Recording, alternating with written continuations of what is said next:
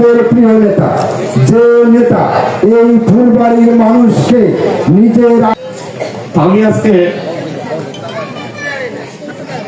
বিভিন্ন জায়গায় কথা বলতে গিয়ে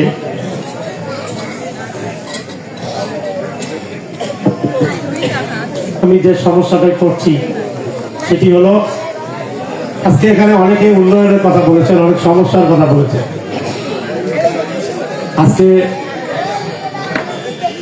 আমি যে উন্নয়নের কথা আপনাদেরকে বলবো, সমস্যার সমাধানের কথা বলবো, অনেক সময় আবেগের কারণে আমরা ভুল জায়গায় ভোট দিয়ে দিয়েছি, যার কারণে আজকে আমরা উন্নয়ন থেকে বঞ্চিত।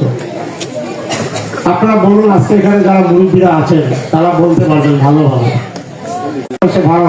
ফসল উৎপাদন করতে গিয়ে সময় মতো কীটনাশক ঔষধ পান না, কীটনাশক সার পান না।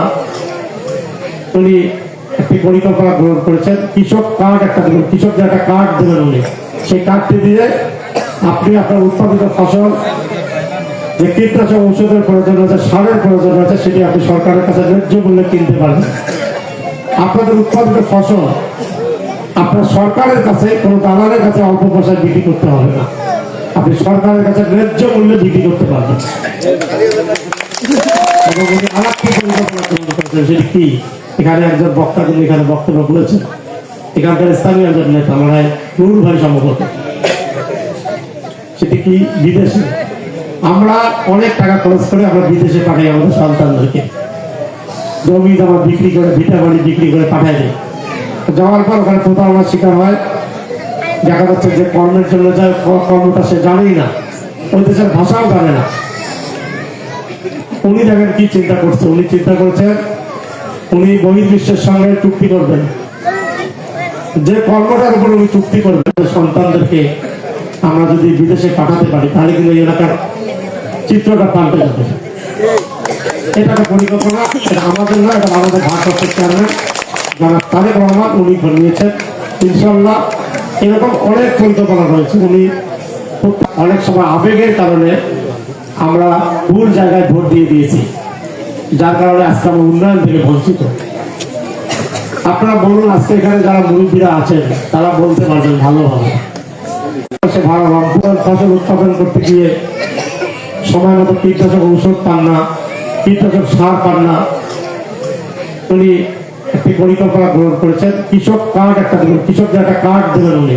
সেই কার্ডটি দিয়ে আপনি আপনার উৎপাদিত ফসল, যে কীটনাশক ঔষধের প্রয়োজন আছে, সারের প্রয়োজন আছে, সেটি আপনি সরকারের কাছে ন্যায্য মূল্যে কিনতে পারবেন। আপনাদের উৎপাদিত ফসল আপনার সরকারের কাছে, কোনো দালালের কাছে অল্প পয়সায় বিক্রি করতে হবে না, আপনি সরকারের কাছে ন্যায্য মূল্যে বিক্রি করতে পারবেন। এবং উনি আরেকটি পরিকল্পনা গ্রহণ করেছেন, সেটি কি? এখানে একজন বক্তা কিন্তু এখানে বক্তব্য বলেছেন, এখানকার স্থানীয় একজন নেতা, মানে নুরুল ভাই সম্ভবত,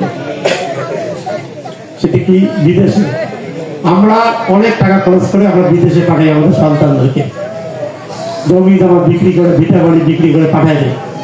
যাওয়ার পর ওখানে প্রতারণার শিকার হয়। দেখা যাচ্ছে যে কর্মের জন্য যায়, কর্মটা সে জানেই না, ওই দেশের ভাষাও জানে না।